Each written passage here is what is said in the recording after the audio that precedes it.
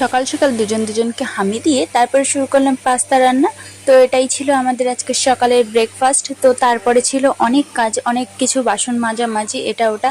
তারপরে চলে গেলাম রান্না করতে দুপুরের জন্য আলু ভাজা আর হচ্ছে লাফা ভাজা, আর তার সাথে রয়েছে শাক ভাজা, আর ভাত তো আছে। আজকে দুপুরে তাড়াতাড়ি খাওয়া হয়ে যাওয়ার কারণে এখন দুপুরে খাওয়া হচ্ছে দুধ আর বিস্কুট ছেলের আবদারে।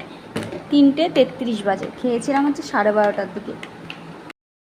ঘরে শুয়ে একটু শান্তি পাচ্ছি না, এত পরিমাণে গরম যে পাগল হয়ে যাচ্ছি। আর ছেলেও মানে অস্থির হয়ে গেছে, ওই জন্য এখন চলে এসেছি বারান্দায়। এরপরে এত গরম পড়েছে যে বিকেলে চলে এসেছি এই বাড়িতে।